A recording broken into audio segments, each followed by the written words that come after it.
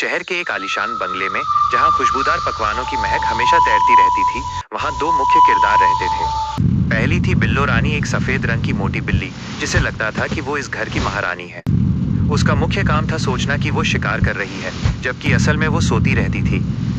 दूसरा था छोटू चूहा, नाम का छोटू लेकिन दिमाग का रॉकेट। वो इतना फुर्तीला था कि जब तक बिल्लो अपनी आंखें मलती, छोटू उसकी पूंछ के नीचे से बिस्किट लेकर गायब हो जाता था। एक सुबह घर के मालिक ने डाइनिंग टेबल पर एक बड़ा पीला और खुशबूदार इटालियन पनीर का टुकड़ा रखा। बिल्लो रानी ने अपनी मूछें फड़फड़ाई। उसने कसम खाई कि आज वो इस पनीर की रक्षा करेगी और उस नन्हे आतंकवादी यानी छोटू को सबक सिखाएगी। बिल्लो ने अपनी चाल चली। उसने टेबल के चारों ओर खाली सॉस की बोतलें रख दी, ताकि अगर छोटू आए तो बोतलों के गिरने की आवाज से उसकी नींद खुल जाए। वो खुद टेबल के नीचे शेरनी की मुद्रा में लेट गई। छोटू ने अपने बिल से झांका। उसने देखा कि बिल्लो रानी खर्राटे ले रही है, लेकिन उसकी एक आंख थोड़ी खुली है। छोटू समझ गया कि सीधी उंगली से घी नहीं निकलेगा। उसने अपने दो दोस्तों गप्पू और टप्पू, दो अन्य चूहे को बुलाया। छोटू, भाइयों, आज मिशन पनीर है। बिल्लो ने जाल बिछाया है, पर हम उसे संगीत सुनाएंगे। छोटू ने एक पुरानी रबर की गेंद ली और उसे धागे से बांधकर बिल्लो की पूंछ के पास लटका दिया। जैसे ही हवा चली, गेंद बिल्लो की पूंछ पर लगी।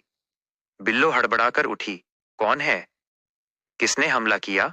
उसने पीछे मुड़कर देखा तो उसे लगा उसकी अपनी पूंछ ही कोई सांप है। वह अपनी ही पूंछ के पीछे गोल गोल घूमने लगी। जब बिल्लो थक कर बैठ गई तो उसने देखा कि पनीर सुरक्षित है। उसने राहत की सांस ली।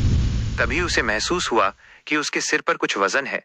छोटू चुपके से छत के पंखे से लटक कर बिल्लो के सिर पर उतर आया था।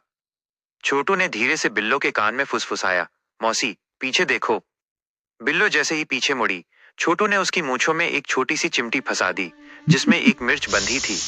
बिल्लो को छींक आने लगी। हर छींक के साथ बिल्लो का सिर टेबल से टकराता और ऊपर रखा सामान उसके ऊपर गिरता। जब बिल्लो छींक छींक कर बेहाल थी और उसकी आंखों में पानी था, छोटू ने एक छोटा सा स्केटबोर्ड, जो उसने खिलौने वाली कार से बनाया था, निकाला।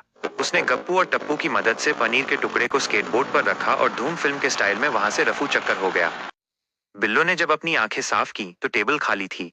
केवल एक छोटा सा नोट लिखा था, प्रिय मौसी, पनीर बहुत स्वादिष्ट था। अगली बार थोड़ा कम सोएं और थोड़ा ज्यादा दौड़ें। आपका अपना छोटू। मालिक घर आया और देखा कि बिल्लो के सिर पर आटा गिरा हुआ है, पूंछ में धागा बंधा है और वो कोने में मुंह लटकाए बैठी है। मालिक ने हंसते हुए कहा, बिल्लो, तू चूहा पकड़ेगी या खुद कार्टून बनेगी? उधर बिल के अंदर छोटू और उसकी टोली पनीर की दावत उड़ा रहे थे। छोटू ने मुस्कुराते हुए कहा, जिंदगी में डर जरूरी है, पर डर के आगे पनीर है। यह कहानी हमें सिखाती है कि ताकत से ज्यादा बुद्धि बड़ी होती है। और हाँ, अगर आप बिल्ली हैं तो सोते समय एक आंख नहीं, दोनों आंखें और दिमाग भी खुला रखना चाहिए।